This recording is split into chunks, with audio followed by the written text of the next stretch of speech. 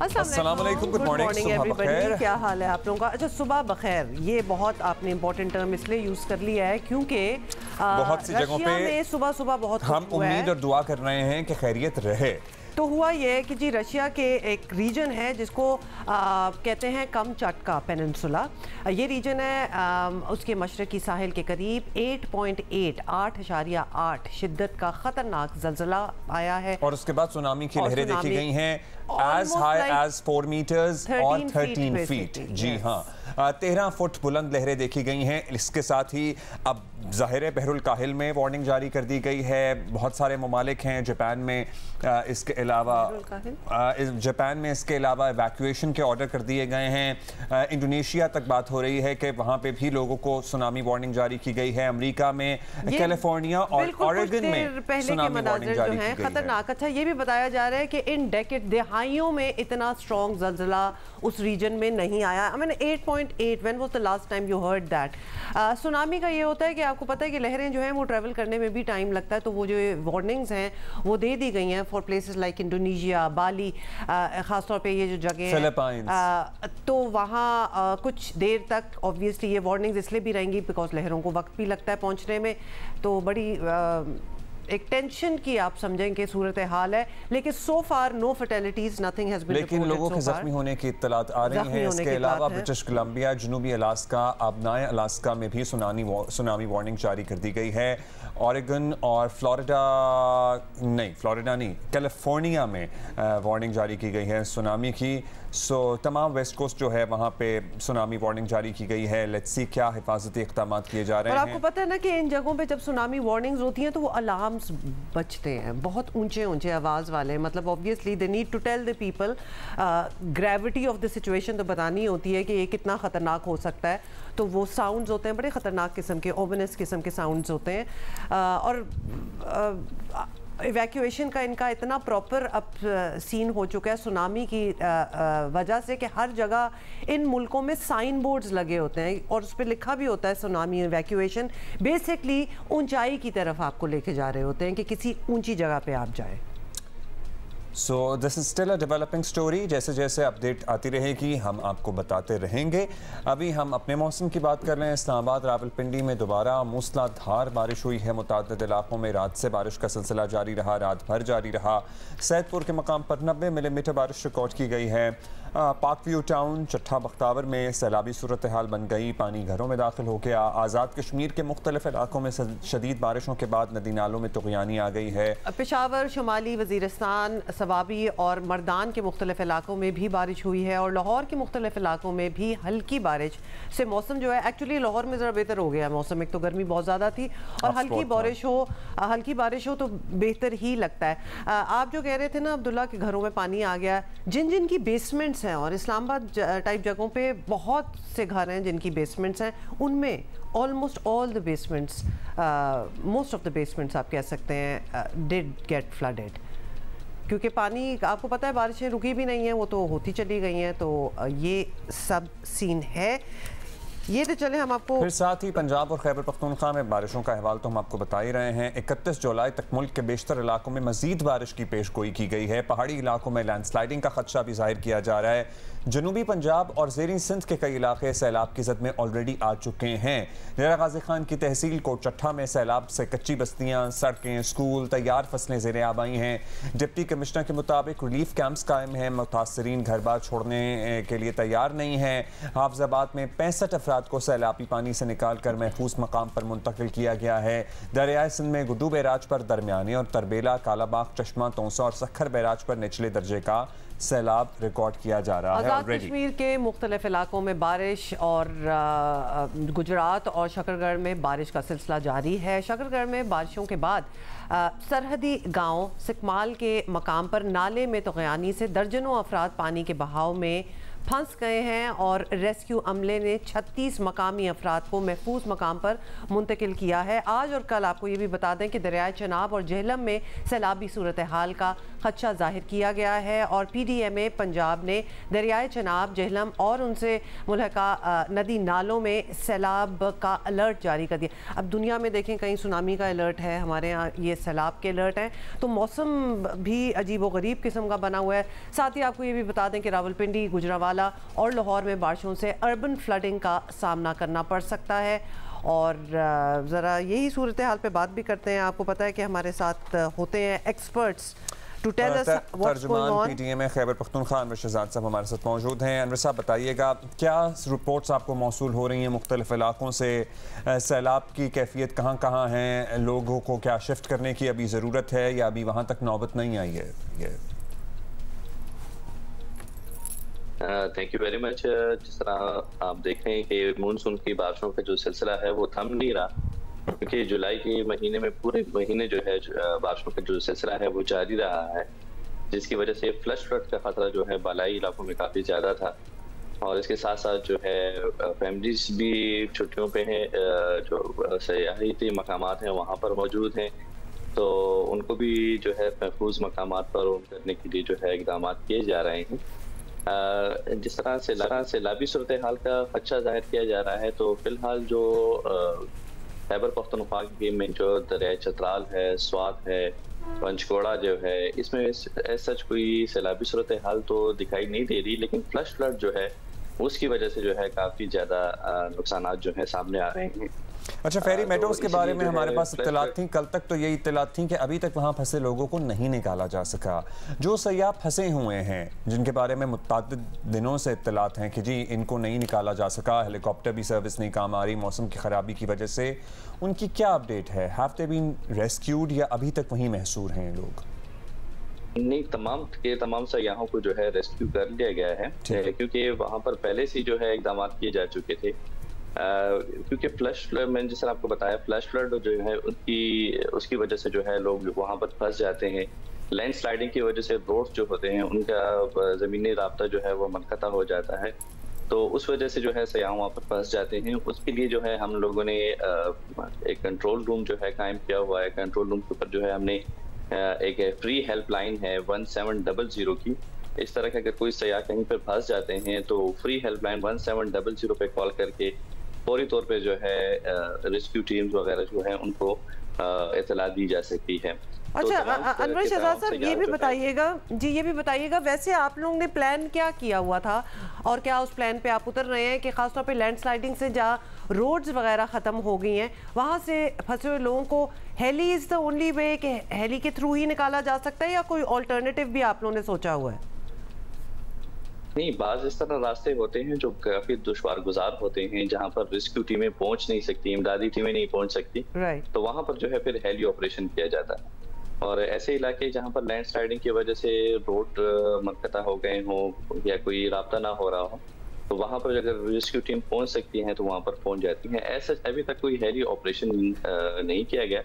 बाकी जो है रोड्स की वजह से या जहाँ पर लैंड स्लाइडिंग की वजह से रोड्स को नुकसान पहुंचा था, जहां पर सयाह फंस गए थे, वापसी के लिए जो है वहां पर कोई बंदोबस्त नहीं था, तो वहां पर जो है तमाम टीमें जो तमाम वसाइल जो थे वहां पर बरोकार लाए गए हैं, तमाम के तमाम। अच्छा, अभी सवात, नारान, कागान, यहाँ पे these are the famous popular tourist spots, Malam Jabba वगैरह हैं, अभी इन इलाकों की एक्सेस खुली हुई है या आप क्या सजेस्ट करेंगे जो टूरिस्ट प्लान कर रहे हैं? वैसे तो अब छुट्टियां ख़त्म होने में बहुत ही कम दिन रह गए हैं, या अब बारिशों की सूरत हाल देख के लोग खुद ही अपने प्लान छोड़ के बैठ गए होंगे अभी भी, या फिर लोग आ रहे हैं? आपकी रिपोर्ट्स क्या हैं?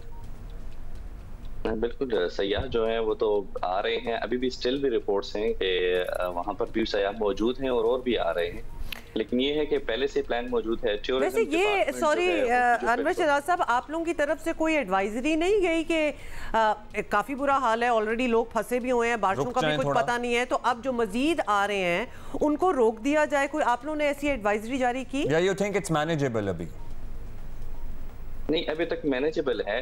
ये है कि उनको एडवाइजरी के साथ साथ जो है एक सयाहों के लिए अवेयरनेस कैंपेन भी जारी की गई है कि वहाँ पर अगर ये जो टूर गाइड जो होते हैं उनको स्पेशली कहा गया है कि टूरिस्ट को उन इलाकों की तरफ ना लेकर जाया जाए जहाँ पर लैंड स्लाइडिंग का या फ्लश फ्लड का खतरा ज्यादा होता है। तो ये जो है उनके लिए जो है एक अवेयरनेस कैंपेन जो है शुरू की गई है। वहाँ पे जो पेट्रोलिंग पुलिस है टूरिज्म डिपार्टमेंट की, वो 24/7 जो है वहाँ पर मौजूद है, पेट्रोलिंग कर रही है। उसके साथ साथ जो है इमदादी टीमें स्पॉट्स पे मौजूद हैं। गोताखोर टीमें जो हैं, जो जहाँ पर रिवर बैंक के करीब जो होटल आबाद हैं, जहाँ पर सयाह मौजूद हैं, तो गोताखोर टीमें भी वहाँ पर मौजूद हैं। ऐसा है कि कोई नाखुशगवार वाक़या सामने आता है तो वहीं पर ही टीमें मौजूद हैं जो उनको बर वक्त रेस्क्यू कर सकते हैं। तो ये सयाहों को जो है हम time to time advisories issue कर रहे हैं। उसके साथ साथ उनके लिए एहतियाती तदाबीर भी जो है वो भी इशू की जा रही हैं ताकि ऐसा कोई नाखुशगवार वाक़या ना। लेकिन आप लोगों ने कोई लैंडस्लाइडिंग का या फ्लैश फ्लड का खतरा होता है, वहाँ पर दफा 144 नाफिज करके पेट्रोलिंग पुलिस को जो है वहाँ पर तैनात कर दिया गया है ताकि कोई भी सयाह दरियाओं के पास जो है ना जाए, या ऐसे इलाके जहाँ पर लैंडस्लाइडिंग का खदशा हो वहाँ पर जो है उनको तो यानी बेसिकली डिपेंड सयाहों पे ही किया जा रहा है कि वो खुद फैसला कर लेंगे कि वेदर वो जाना चाहते हैं कि नहीं जाते। इस तरह कोई कतगन या कुछ ऐसा बैन नहीं लगाया जैसे लगा देते होते हैं ना ट्रैवल बैन, क्योंकि ऑब्वियसली हम देख रहे हैं और हमें रिपोर्ट्स इसी किस्म की आ रही हैं कि लैंडस्लाइडिंग ने ख़ास तौर पे काफ़ी सड़कें जो हैं तबाह कर दी हैं, ख़ास तौर पे कनेक्टिंग रोड्स जो हैं वो काफ़ी बुरी तरह मुतासर हुई हैं। और फिर सैलाब का सिलसिला भी अभी तक जारी ही है क्योंकि बारिशें ही नहीं रुकी, उस तरह नहीं रुकी कि बहुत ही खुश्क हो जाए और अब सड़कों को दोबारा से तामीर करने का काम जो बारिश है रुकेगी, जाहिर है तो सड़क भी बनेगी रुकेगी ना तो उसके दोबारा। बाद होगा। तो बेसिकली आप कह रहे हैं और हम यहाँ आपके तवज्जुह से लोगों को भी बता दें, travel at your own discretion and at your own risk, because इस तरह तो आपको लगेगा कि खुला ही हुआ है कि जहाँ आपने जाना है आप जा सकते हैं, लेकिन हालात आपके सामने ही हैं। अच्छा ये बताइएगा कि जी प्लीज रिस्पॉन्ड। जी कंटिन्यू। जी ऐसे इलाके जहाँ पर लैंडस्लाइडिंग की वजह से रोड खराब हो चुके हैं, तो जिस तरह मैंने आपको बताया उसी हमारे प्लान के मुताबिक जो है हम जा रहे हैं, क्योंकि मानसून प्लान होता है उसके मुताबिक जो है तमाम इदारे जो है मिलकर काम करते हैं। तो ऐसे अगर इस तरह की सिचुएशन होती है जहाँ पर रोड जो है वो खराब हो जाता है, जहाँ पर सयाह फंस जाते हैं, तो उसी वक्त कोई अल्टरनेटिव रास्ता जो है उनको दिया जाता है। जब तक रोड दोबारा से तामीर नहीं होता या दोबारा से ठीक नहीं हो जाता तो अल्टरनेट रास्ते दिए गए। ठीक है, हमें अनवर साहब ये जान के खुशी हो रही है कि आप कह रहे हैं खैबर पख्तूनख्वा में इस वक्त कोई भी टूरिस्ट फंसा नहीं हुआ, क्योंकि गिलगित बल्तिस्तान में अभी भी मुतादिद टूरिस्ट फंसे हुए हैं। सो वहाँ पे अभी भी ऐसी इत्तलात हैं, बहुत से लोग लापता हैं वो जो वाक़या हुआ था उसके नतीजे में, और अभी भी बहुत से लोग ट्रैप्ड हैं और रेस्क्यू नहीं, उन्हें नहीं निकाला जा सका। बहुत शुक्रिया अनवर शहजाद साहब फॉर बीइंग विद अस और आपने हमें अपडेट किया है। शुक्रिया, thank you for your time. अच्छा जी, साथ ही हम आपको ये बताना चाहते हैं कि चलास से भी ख़बर है कि सैलाब से मुतासरा वादियों में इमदादी काम जो है वो जारी है। डिप्टी कमिश्नर दयामीर का ये बताना है मुतासरा वादियों में फ्री मेडिकल कैंप भी कायम किया जा रहा है। डायरेक्टर हेल्थ सर्विसेज ने ये बताया है और साथ ही बताएं कि मुतासरा इलाकों में डॉक्टर्स भी हैं, तिबी अमला और एम्बुलेंस मौजूद हैं। और डायरेक्टर हेल्थ सर्विसेज ये भी बता रहे हैं कि बाबूसर में सैलाब में लापता सयाहों की तलाश भी अभी जारी है। मुतासरा दीवारें जिनको नुकसान पहुंचा है उनका भी जायजा लिया जा रहा है। दयामिर में सूरत हाल क्या है? हमारे कॉरेस्पॉन्डेंट मौजूद हैं उधर, मोहम्मद अली, वो हमें बता रहे हैं। ठीक है जी, गुज़िश्ता दिनों शराट, थक, न्याट, बटोगा, थोर, खिनर, तांगीर, फेरोमेडिस में सैलाबी रेलू ने तबाही मचा दी। वादियों में लोगों के मकानात, फसलें, बागात, वाटर चैनल, पंचक्कियाँ, स्कूल, डिस्पेंसरियाँ मुकम्मल तबाह हो चुकी हैं। गिलगित बल्तिस्तान में सबसे ज़्यादा सैलाब ने ज़िला दयामर को मुतासिर किया है।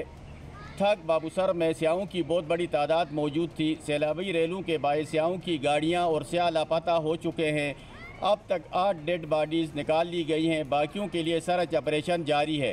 रेस्को 1122, GB स्काउट, टूरिस्ट पुलिस और पुलिस के अलावा CDA की टीम काम कर रही है। सैलाब से मुतासरा इलाकों में लोगों को शदीद मुश्किलात का सामना है। खूबसूरत वादियाँ खंडरात का मंजर पेश कर रही हैं। हर तरफ खंडरात ही खंडरात नज़र आ रहे हैं। बहुत सख्त तबाही हुई है, लोगों को शदीद मुश्किलात का सामना है। डिप्टी कमिश्नर दयामर के मुताबिक तमाम हुकूमती वसाइल के मुताबिक लोगों की खिदमत कर रहे हैं और इंशाअल्लाह हमारी कोशिश है कि जल्द जल्द लोगों को रिलीफ फराहम करें। और राइट, ये हमारे कॉरेस्पॉन्डेंट थे मोहम्मद अली हमारे साथ। और अब आपको गिलगित ले चलते हैं। ज़ोहेब अख्तर वहाँ हमारा इंतज़ार करें। ज़ोहेब बताएं क्या हालात हैं? जी, गुज़िश्ता हफ्ते तूफ़ानी बारिशों और सैलाब ने जहां गिलगित बल्तिस्तान के बेशतर अज़ला को मुतासिर किया, वहां गिलगित में भी बड़े पैमाने पर तबाहियाँ हुई हैं। गिलगित के इलाके जुतल, सकारकुई और KIU से मुल्का आबादी, सरवराबाद में भी बड़े पैमाने पर तबाहियाँ हुई हैं। सरवराबाद में दरियाए गिलगित का जो बहाव था वो कुछ देर के लिए रुका, जिसके बाद पानी ने मुल्का जो आबादी थी उसका रुख किया और वहाँ पर मकानात को नुकसान पहुँचाया। मकानात मुनहदिम हो चुके हैं और जो लोगों के फसलें और बागात थे वो भी दरियाबुर्द हो चुके हैं। इसी तरह जुतल में भी बहुत बेशतर घराने जो हैं वो सैलाब की वजह से मुतासिर हो चुके हैं और सकारकुई में भी कुछ इसी तरह का ही समा है, लोग जो हैं वो सैलाब से मुतासिर हो चुके हैं। अगर राब्ता सड़कों की बात की जाए तो राब्ता सड़कें भी बंद हो चुकी थी, ताहम फौरी तौर पर राब्ता सड़कों से मलबे को हटाकर ट्रैफिक के लिए बहाल किया गया है। इमदादी कार्रवाइयाँ इस वक्त जारी हैं। सैलाब से जो वाटर चैनल्स बंद हो चुके थे और पाइप लाइनें जो थी वो टूट फूट का शिकार हो चुकी थी, इंतज़ामिया की जानिब से बहाली का अमल जारी है। महकमा मौसमियात की जानिब से 31 जुलाई तक मज़ीद बारिशों की पेशनगोई की है, जिसकी वजह से ज़िला इंतज़ामिया ने सयाहों और आवाम को बारिश के दौरान एहतियात बरतने और गैर ज़रूरी सफ़र से इज्तनाब करने की अपील की है। मतलब यहाँ से यहाँ पे ऑल्दो अपील की जा रही है कि ड्यामेर और गिलगित दोनों के विजुअल्स अभी हमने देखे हैं और क्या हसीन जगह है। मतलब ऑब्वियसली हम तो ये बात कर रहे हैं कि बहुत ज़्यादा बारिश होगी और लोग डिस्प्लेस हो गए और तबाहकारियाँ and all that, we are yes mentioning them, but however Abdullah, look at the visuals. मतलब कोई खूबसूरत स्टनिंग किस्म की जगह है। और जब पीस टाइम्स हो ना, और पीस टाइम्स हम ऑब्वियसली तब कहेंगे जब इस तरह बहुत ज़्यादा बारिश और ये सब कुछ ना हो रहा हो, तो इससे बेहतर कोई जगह नहीं है कि आप जाके विज़िट कर सकें। हाउएवर कितनी अफसोस की बात है कि जब हमारी छुट्टियां होती हैं समर टाइम जब पाकिस्तान में होता है निकलने के लिए, तो वो साथ ही मानसून का भी सीज़न होता है, so it becomes very difficult to be to go and visit these places. और साथ साथ में आपको पता है जब ये तबाही के मनाज़र आप देख रही आप बता रही थी, मैं अर्थक्वेक से मुतालिक भी अपडेट्स हासिल करने की कोशिश कर रहा था। हवाई वगैरह में भी इवैक्यूएशंस की जा रही हैं, जापान में तो की जा ही रही हैं। पानी तो फिर आपको पता है ना कि डिस्प्लेस होगा तो जहाँ मुतअद्दिद लोगों के ज़ख्मी होने की इत्तलात हैं कमचटका रीजन में, कमचटका पेनिनसुला में, और अभी मज़ीद नुकसानात की इत्तलात रिपोर्ट हो रही हैं। सुनामी वार्निंग्स मुतअद्दिद मकामात पे दुनिया के मुतअद्दिद ममालिक में इनफैक्ट जारी कर दी गई हैं। अच्छा, मूविंग ऑन, आपको बताएं कि अंडर 19 वॉलीबॉल वर्ल्ड चैम्पियनशिप में आपको पता ही है पाकिस्तान की बड़ी अच्छी एक गेम चल रही थी, मुसलसल 4 फतुहात हुई, लेकिन उसके बाद अर्जेंटीना के खिलाफ पहली शिकस्त का सामना करना पड़ा। आफ्टर 4 consecutive wins आखिरी ग्रुप मैच में अर्जेंटीना ने पाकिस्तान को दिलचस्प और सनसनीखेज मुकाबले के बाद 2 के मुकाबले में 3 सेट से हरा दिया। शिकस्त के बावजूद ग्रुप ए में पाकिस्तान टीम पहले नंबर पर मौजूद है, सो this is the silver lining. Argentina इस जीत के बावजूद पॉइंट्स टेबल पर दूसरी पोजीशन पे हैं, we are still on the top, और ये है सूरत हाल। पाकिस्तान का मुकाबला आज पूल सी की 4थे नंबर की टीम से होगा, सो हम कहेंगे good luck to team Pakistan, और कल इसका नतीजा भी आपको हम बता देंगे।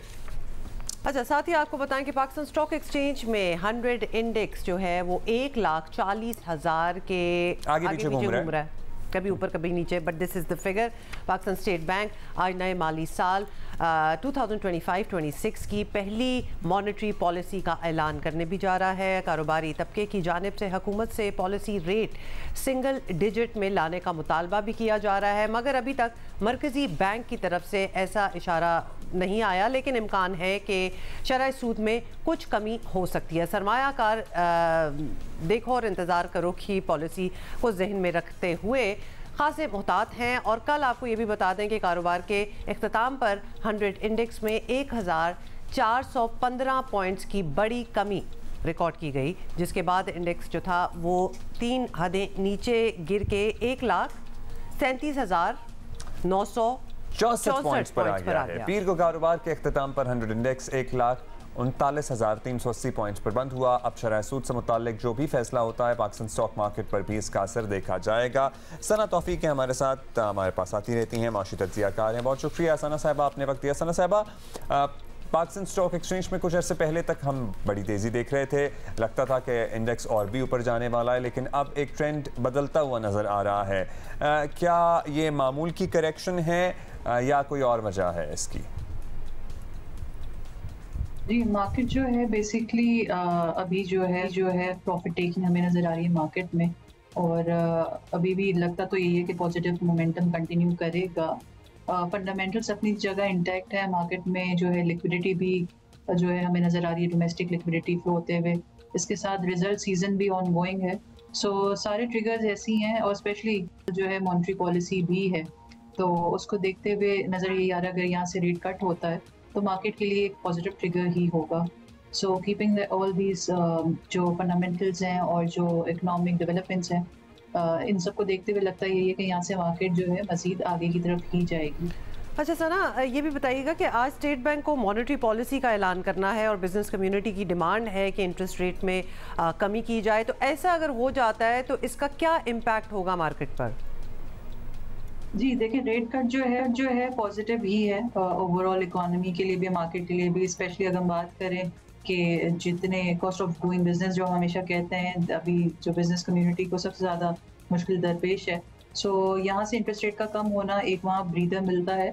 एंड सेम गोज फॉर जब ये सारी चीज़ें, cost of doing business ease होता है, आपकी कम्युनिटी में एक प्रोडक्टिविटी ओवरऑल मुल्क में बढ़ती है, सो उसकी वजह से हम यही देखते हैं कि आपकी मार्केट में जो है उसका एक पॉजिटिव एक नज़र आता है ट्रिगर। सो एक्सपेक्ट ये किया जा रहा है आज अगर 50 बेसिस से लेकर 100 बेसिस से तक अगर रेट कट हो जाता है तो मार्केट इसे पॉजिटिवली वेलकम करेगी, और यहाँ से आपकी जो मार्केट है मज़ीद ऊपर ही जाते हुए नज़र आती है। और साथ में जिस तरह पहले बताया कि फंडामेंटल्स अपनी जगह इंटैक्ट हैं, लिक्विडिटी भी है, इंटरेस्ट भी है मार्केट में इन्वेस्टर्स का, तो ये सारे जो फैक्टर्स हैं मिला के नज़र यही आ रहा है यहाँ से मार्केट ऊपर की तरफ ही ट्रेंड करेगी। और जून तक तो हम एक्सपेक्ट कर रहे हैं इस मार्केट को जो है तकरीबन 160-170 के लेवल पे आराम से पहुंच जाना चाहिए। इससे पहले भी पहुंच सकती है जिस हिसाब से मार्केट में तेजी है। अच्छा सना साहब, स्टॉक मार्केट की ग्रोथ ज़ाहिर है हुकूमत इसे अपनी पॉलिसियों की बड़ी कामयाबी भी बताती है, लेकिन हम पहले भी देख चुके हैं कि किसी न किसी वजह से ये स्टेबल या सस्टेनेबल नहीं रहता। कारोबार मुस्बत अंदाज में चलता रहे, ये ट्रेंड जिसे कहते हैं ना बरकरार रहे, इसको कैसे यकीनी बनाया जा सकता है? देखिए, सबसे ज़्यादा इम्पोर्टेंट मुल्क को एक सस्टेनेबल ग्रोथ पे लाने के लिए इम्पोर्टेंट है जो की रिफॉर्म्स हैं वो हम लें। की रिफॉर्म्स में आपके हर तरह के रिफॉर्म्स आ जाते हैं, फिजिकल फ्रंट पे भी आते हैं, मॉनेटरी फ्रंट पे भी आते हैं, एनर्जी सेक्टर में आते हैं। हमने देखा भी है कि पिछले कुछ अरसे में हुकूमत ने जो है इस तरह के रिफॉर्म्स लिए हैं, और वही चीज़ हमें एज ए रिजल्ट नज़र भी आ रही है कि एक मॉडरेट ग्रोथ की तरफ जो है हमने तकरीबन 2.5% लास्ट ईयर भी रिकॉर्ड किया है। इस साल भी एक्सपेक्ट कर रहे हैं कि तकरीबन 3.5 के करीब जो है ग्रोथ रेट रह सकता है। सो इन सब के लिए, ग्रोथ के लिए और एक सस्टेनेबल ग्रोथ के लिए इंश्योर करना ज़रूरी है कि जो हमारे की रिफॉर्म्स हैं वो इन प्लेस हों, और उसके साथ पॉलिसीज़ ऐसी हों जो सपोर्ट करें ओवरऑल इकोनॉमिक ग्रोथ को, और ओवरऑल जो गवर्नेंस है वो भी सपोर्ट करे इन सारी पॉलिसीज़ को और सारे को। बहुत शुक्रिया सना तौफीक, माशी तजियाकार हमारे साथ थी। अभी हम ले रहे हैं एक break and will be right back.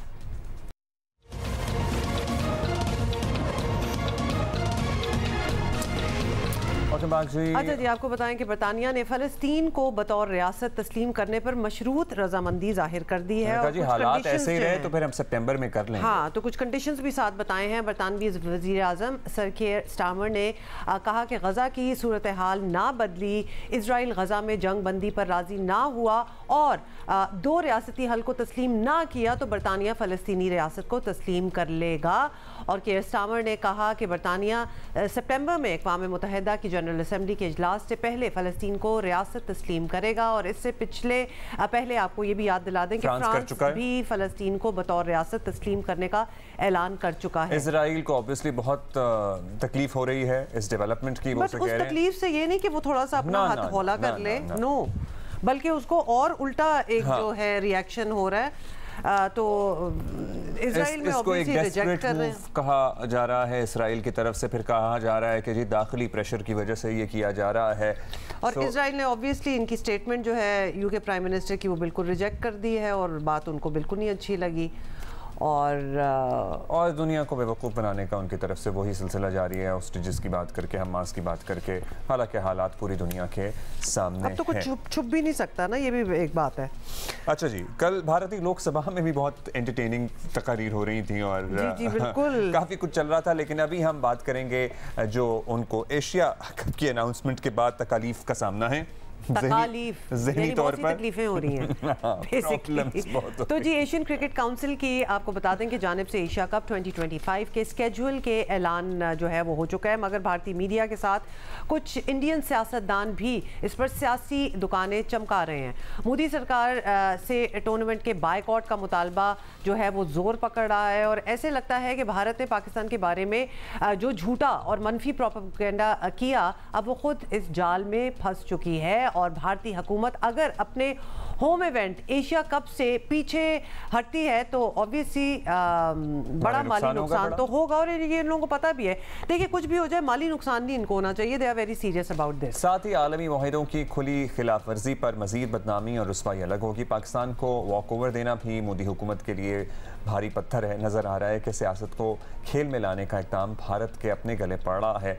और तो और भारतीय लोकसभा में मुसलमान रुकन भी मोदी को ऑपरेशन सिंदूर की आड़ में बेवकूफ़ बनाने को आड़े हाथों ले रहे हैं। मोदी को आईना दिखाया जा रहा है कि अगर पाकिस्तान पर लगाए गए इल्ज़ाम वाकई सच हैं तो फिर क्रिकेट क्यों खेल रहे हो। ये असदुद्दीन अवैसी साहब भी माशाल्लाह अपने आप को एक नॉच ऊपर ही रखने की कोशिश करते हैं। have to ना, मतलब सर्वाइवल भी तो इस पे डिपेंडेंट है।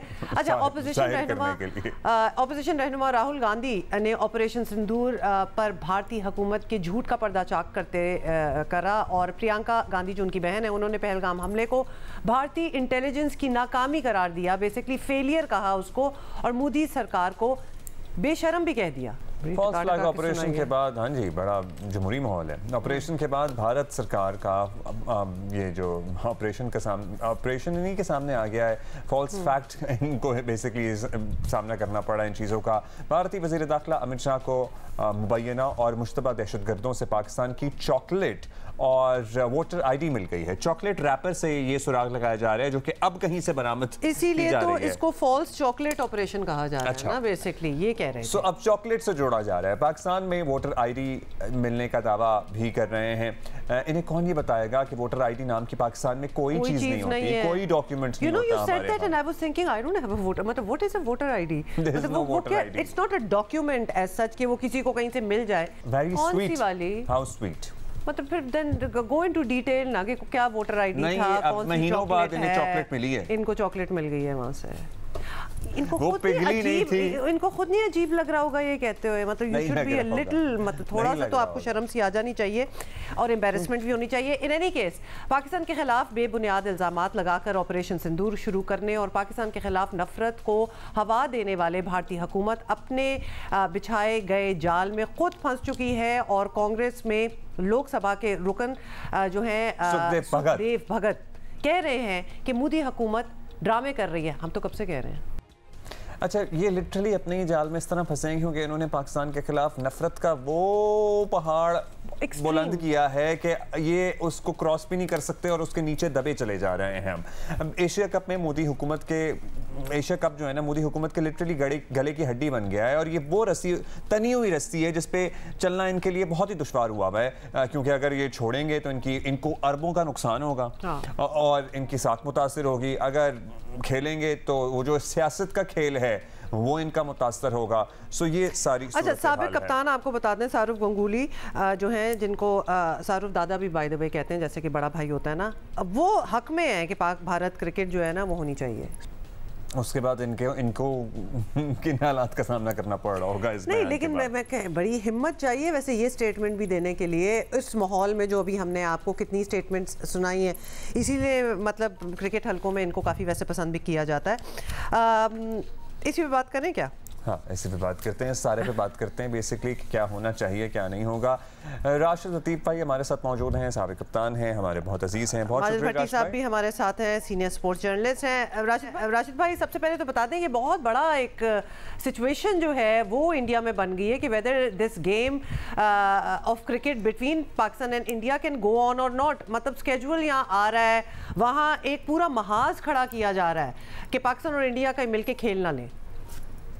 अस्सलाम वालेकुम। वालेकुम। उनका तो देख रहा था मैं, वोटर लिस्ट वाली जो कहानी थी, मैं 15 साल से अपना वोटिंग लिस्ट ढूंढ रहा हूँ, मुझे नहीं मिली। यहाँ पे उन्हें मिल गई है और वो भारत जा रहे थे अपना वोटर आईडी लेके वोट कास्ट करने।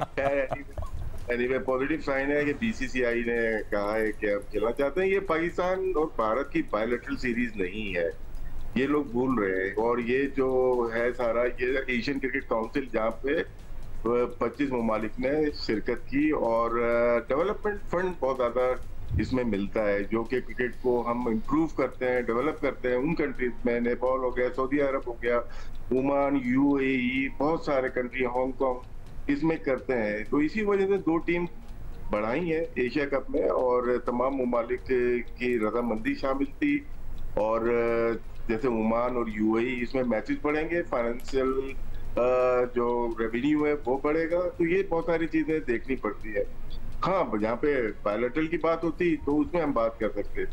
वहां पे इंटरनल जो अपोजिशन का देख रहे हैं आप, लोकसभा में देखा आपने, देखिए 11 साल के बाद कांग्रेस को अब मौका मिला है कुछ करने का। उनको मौका मिल नहीं रहा था क्योंकि बीजेपी बहुत ज्यादा स्ट्रांग थी, बहुत ज्यादा, अभी भी स्ट्रांग है, ऐसा नहीं है।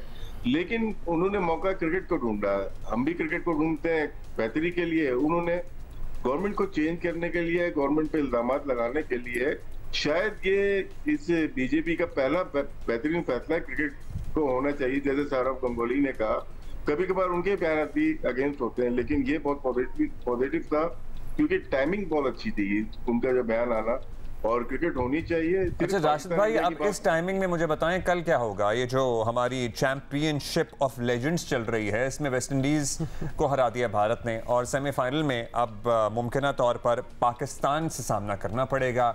सो वो मैच होगा या नहीं होगा? क्योंकि पहले तो मना कर ही चुके हैं। हाँ राशिद भाई, आपका कॉमेंट और फिर भट्टी साहब आपकी इत्तलात क्या है वो भी हम सर्टनली आपसे जानेंगे। मेरी तो इस लेजेंड लीग पे इख्तलाफ है क्योंकि यहाँ पे पाकिस्तान का नाम इस्तेमाल हो रहा है और नहीं होना चाहिए, और इस वजह से कि ये अप्रूव नहीं है ना पीसीबी की तरफ से ना आईसीसी की तरफ से।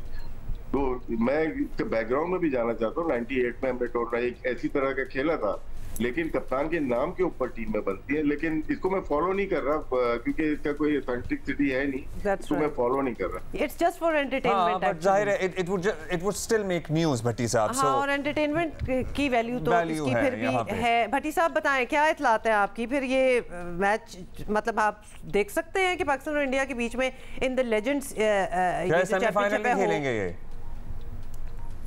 देखिए, पाकिस्तान और भारत तो अब्दुल्ला रहमा आपस में खेलेंगे नहीं, लेकिन टूर्नामेंट के ऑर्गेनाइजर्स भी काफी शशोपंज में है कि ये किस तरह टूर्नामेंट को आगे लेके जाएंगे, क्योंकि आईसीसी अप्रूव टूर्नामेंट नहीं है, प्राइवेट लीग है। कल एक बॉलर ने 12 वाइट बॉलें दे दी, तो मतलब एक अजीबोगरीब इसमें बात चीजें हो रही है जो काफी अनहोनी है।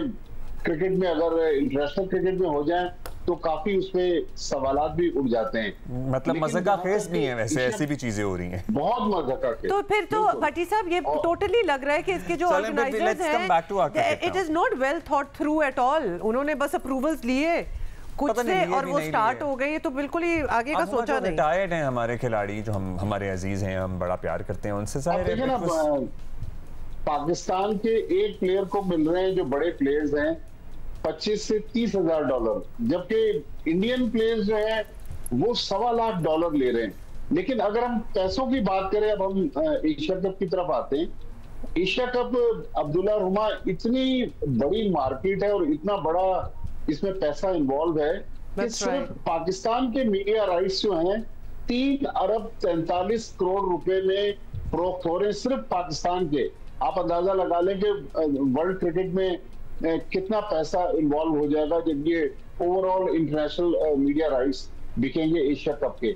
लेकिन बीजेपी देखें, कल उनके जो वजीर खेल थे मनसुख मंडाविया, उन्होंने कहा कि जी ये तो भारतीय हुकूमत का फैसला था, बीसीसीआई का तो इससे ताल्लुक ही नहीं था। भाई बीसीसीआई तो भारतीय क्रिकेट बोर्ड के भारतीय हुकूमत के इजाजत के बगैर वहां पता नहीं लग सकता। ये तो ओवरऑल जो एक बड़े कैनवस में इसको बीसीसीआई और भारतीय हुकूमत देख रही थी। भारत बेसिकली बिड कर रहा है 2036 के ओलंपिक्स के लिए, अगर यहाँ पर कहीं बॉयकॉट की नौबत आ जाती है, या आज 43 डेज बाद अब एशिया कप शुरू होना है, अगर भारत एशिया कप खेलने से मना करता है या पाकिस्तान से खेलने से इनकार करता है, तो फिर वो जो इंटरनेशनल ओलंपिक कमेटी का जो चार्टर्ड है उसकी भी खिलाफ वर्जी होगी, वहां उनको फिर ओलंपिक्स की बिड से ही बाहर कर देंगे। तो ये एक बहुत बड़ा खेल इन्वॉल्व है।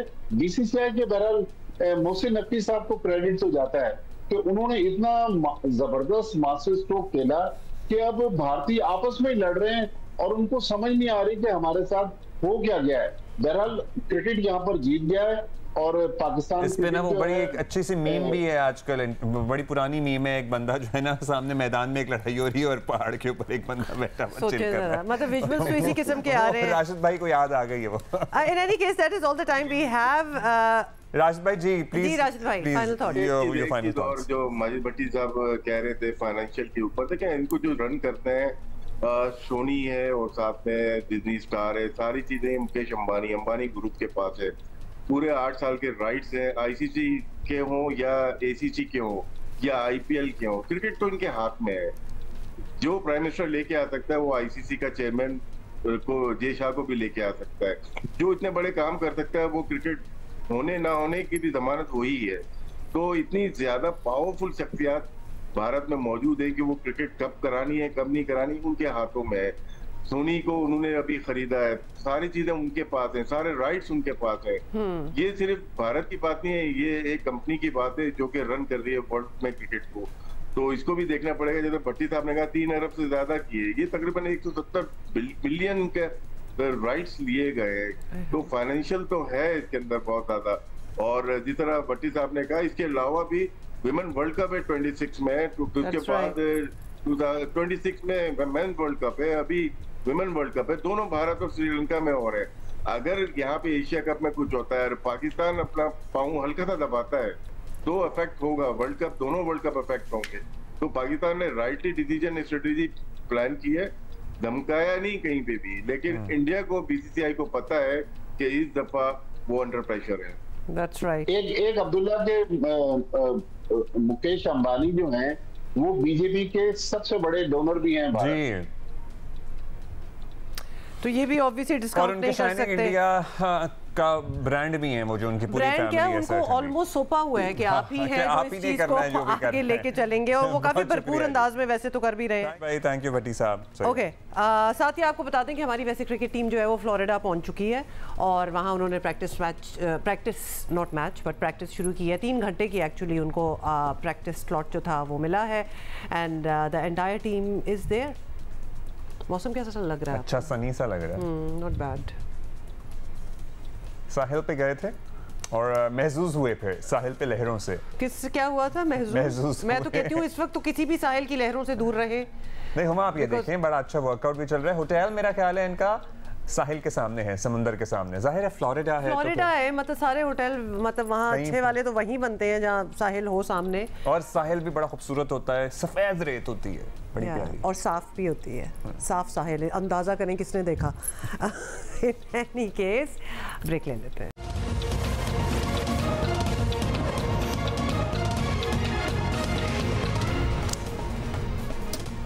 अच्छा जी, हम अपने मौसम पे ज़्यादा कंसंट्रेट कर रहे हैं। ऑल्दो हमने आपको वैसे तो रशिया के अर्थक्वेक का बता दिया, will keep you updated on that. लेकिन इस वक्त हम आपको लेके जा रहे हैं जेकबाबाद, जहां पर मुकेश रुपैता हमारा इंतजार कर रहे हैं। वो बता रहे हैं वहाँ मौसम कैसा है।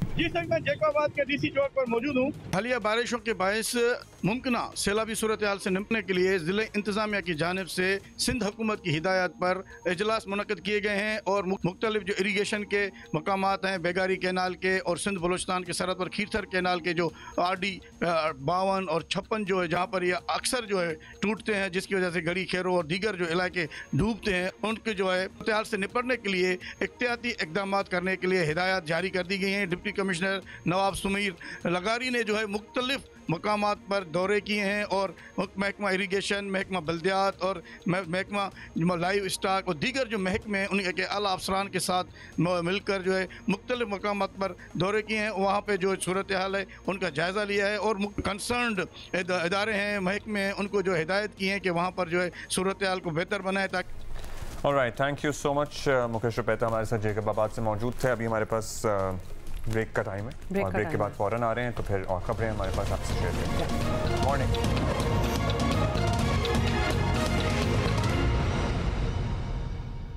अच्छा, ये जो खबर है ना चीनी वाली, ये डेजावू सा इसका एक सेंस आ रही है, बिकॉज मुझे ये लग रहा है, Abdullah please correct me if I am wrong, कितने सालों से हम यही करते हैं। जाहिर है अभी मोस्ट रिसेंट तो इमरान खान की हुकूमत के दौरान हुआ था ये, मतलब ये और उस पर फिर इंक्वायरी रिपोर्ट भी बनी थी और फिर उनके करीबी दोस्तों को इस इंक्वायरी रिपोर्ट के नतीजे में उनकी काबीना से अलग भी किया गया था, तो वहां हमने एटलीस्ट कुछ फैसले देखे थे। लेकिन इधर क्या हो रहा है ये हम आज पूछेंगे, लेकिन एक दफा फिर आपको बता दें कि मुल्क में चीनी की कीमत कंट्रोल हो रही है और ना ही इस बहरान का कोई जल्द हल निकलता दिखाई दे रहा है। और सेनेट में हुकूमत के अपने लोग भी कह रहे हैं कि चीनी बाहर भेजने वाले ही चीनी बहरान के जिम्मेदार हैं, और मुल्क में चीनी की सूरत हाल ये है कि या तो दस्तयाबी नहीं है या फिर जिन दुकानदारों के पास मौजूद है वो मुंह मांगे दामों बेच रहे हैं। कल हमने आपको पूरी एक अपने कॉरेस्पॉन्डेंट्स के through all across the country हम आपको लेके गए थे कि चीनी मिल भी रही है, और अगर मिल रही है तो क्या कीमत है, और कुछ भी 190,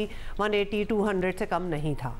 हाँ जी, और अब ज़ाहिर है आवाम के लिए तो मुश्किल ही है ये, और ये बेसिक ज़रूरियात है ना, आटा, चीनी, दाल, घी, तेल, ये तो बेसिक ज़रूरियात हैं। अक्टूबर में चीनी 256 रुपये फ़ी किलो पी जा सकती है, ये भी बातें की जा रही हैं। कौमी असम्बली की पब्लिक अकाउंट्स कमेटी को सेक्रेटरी सनत और पैदावार ने कल सारा हिसाब किताब समझाया है। चीनी दरामद के लिए टेंडर्स के मुताबिक बाहर से मंगवाई गई थी और चीनी पोर्ट पर 176 रुपये में पड़ेगी, इस पर 80 रुपये टैक्स लगेगा। इस तरह चीनी की कीमत 256 रुपये फ़ी किलो हो जाएगी जब ये बाहर वाली चीनी दोबारा आएगी, क्योंकि अभी चीनी बाहर से मंगवाई जा रही है ना, और ये भी बताया जा रहा है कि जब ये चीनी बाहर से आ जाएगी तब तक हमारा अपना क्रशिंग सीजन स्टार्ट हो गया होगा, तो किसानों को क्या पैसे मिलेंगे ये भी आप एक्सपेक्ट कर सकते हैं। अब समझ में नहीं आ रहा कि हमारे फैसला साज क्या करना चाहते हैं, इसमें डीलर्स, रिटेलर्स का मुनाफा भी शामिल होना बाकी है।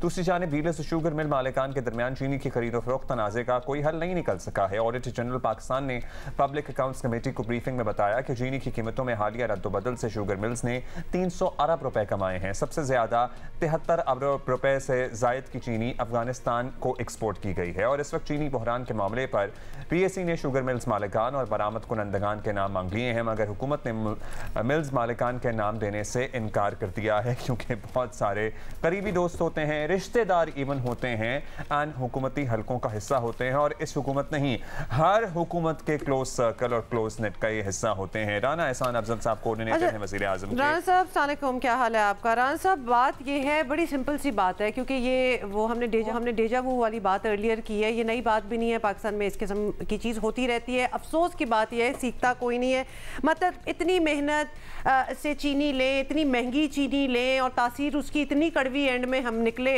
कि आवाम जो है वो बिल्कुल ही अब तो क्वेश्चन मार्क में रह गए हैं कि एक दफ़ा हल क्यों नहीं निकाल लेते आप इसका, क्योंकि हर 1-2 साल बाद यही चीज़ हो रही होती है। या फिर आप ये कह दें कि हम इसका हल नहीं निकाल सकते ताकि हर हुकूमत से ज्यादा ताकतवर होते हैं।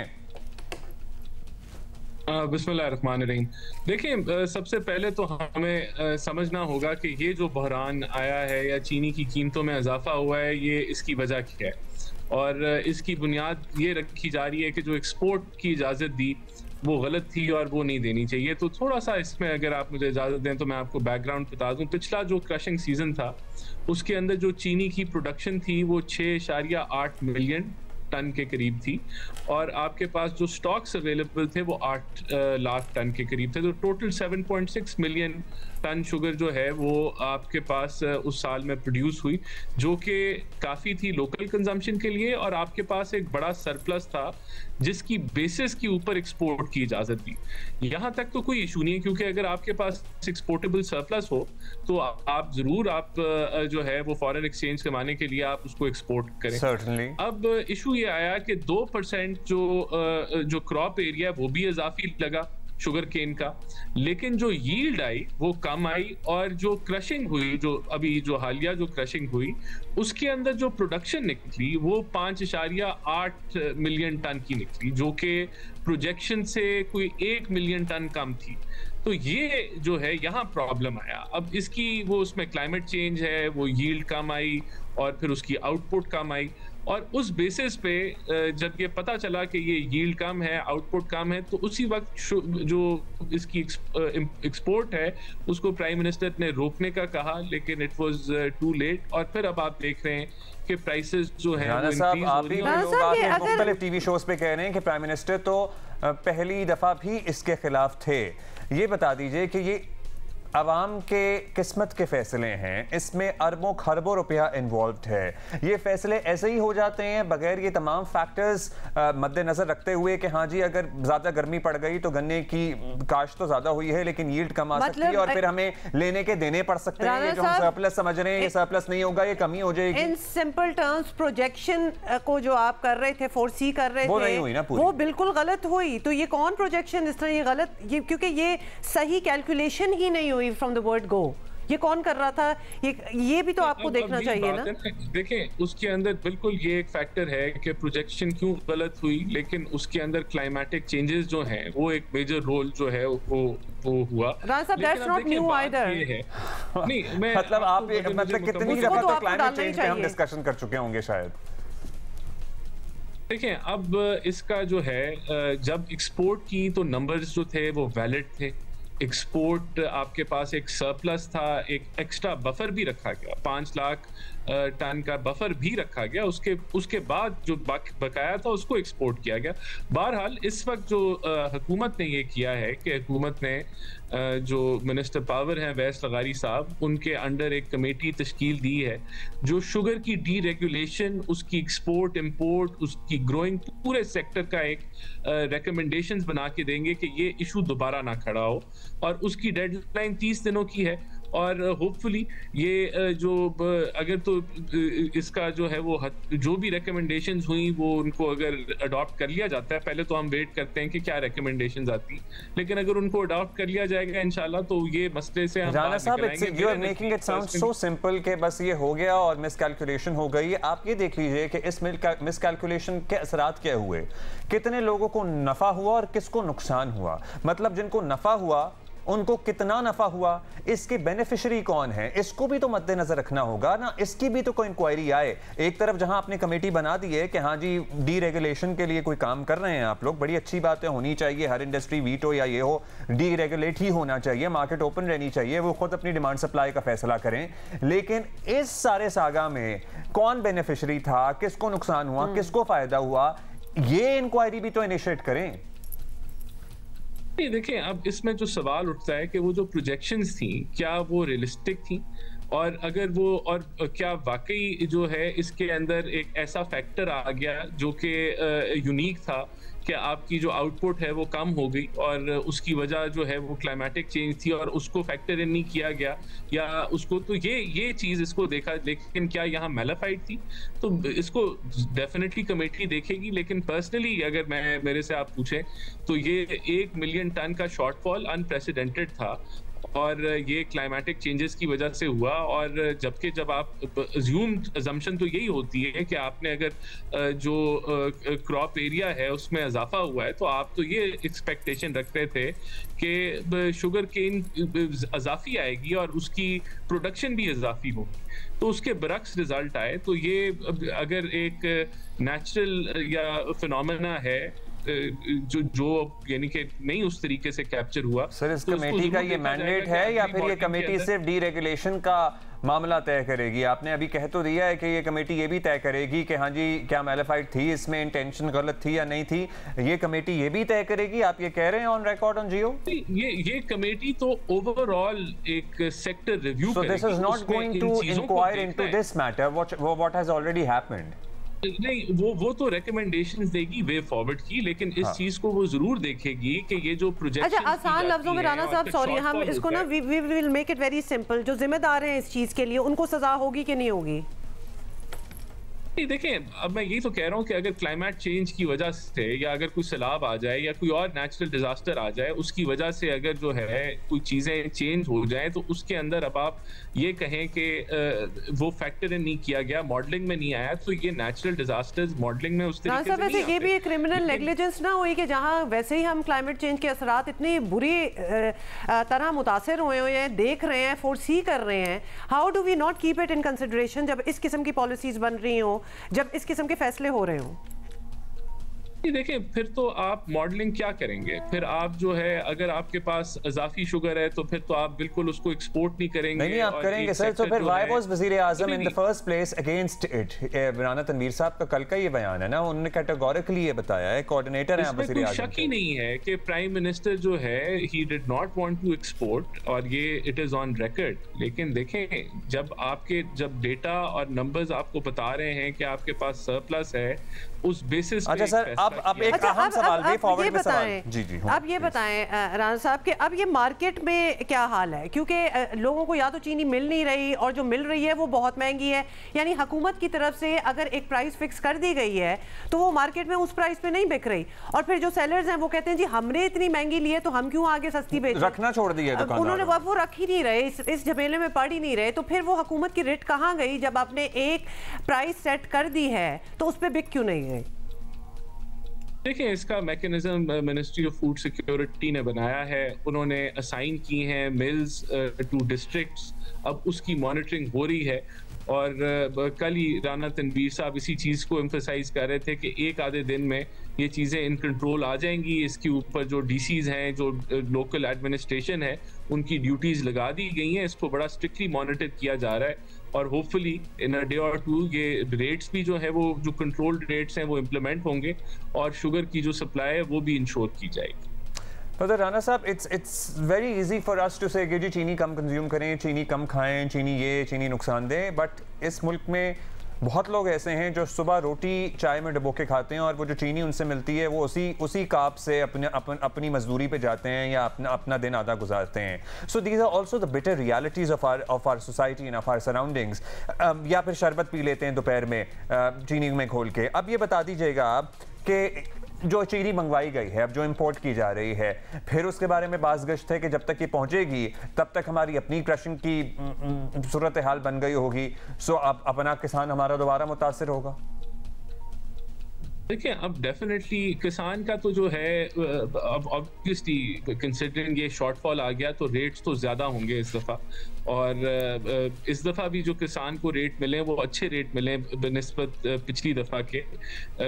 तो मैं समझता हूँ कि देखें, अभी अगर आप ये नहीं इंपोर्ट करेंगे फिर तो शॉर्टेज आ जाएगी ना चीनी की, तो आपने उस शॉर्टेज को कवर करने के लिए you have to overcome this, और यानी कि दिस इज द सोल्यूशन। इसके ऊपर जो एक्सपर्ट्स हैं मिनिस्ट्री ऑफ फूड सिक्योरिटी में, वो इसके ऊपर बैठ के डेटा क्रंचिंग करके वो फैसला करेंगे, और इंश्योर किया जाएगा कि किसान का भी जो है, जिस तरह से डीरेगुलेशन वाला मामला कब तक? अगले साल तक ये पूरा सेक्टर जो है डीरेगुलेट हो जाएगा? Because it is clear cut conflict of interest ना, क्योंकि आपको भी पता है किस किस की शुगर मिले हैं, अब हमको भी पता है किस किस की शुगर मिले हैं। अब जाहिर है किसी का, जब आप इसको डीरेगुलेट करेंगे, क्योंकि मैं पर्सनली तो समझता हूं कि डीरेगुलेट होना चाहिए, और इसका फिर ये होगा कि शुगर विल उसकी प्राइसिंग जो है इंटरनेशनल मार्केट पे आ जाएगी। फिर वो ज्यादा होगी, कम होगी, इंटरनेशनल प्राइसिंग पे होगी। अगर आपके पास ज्यादा शुगर है तो प्राइवेट सेक्टर उसको एक्सपोर्ट कर देगा, कम होगी तो प्राइवेट सेक्टर इंपोर्ट कर लेगा, और वो जो बैलेंस होगा वो आपका इंटरनेशनल प्राइस के ऊपर होगा।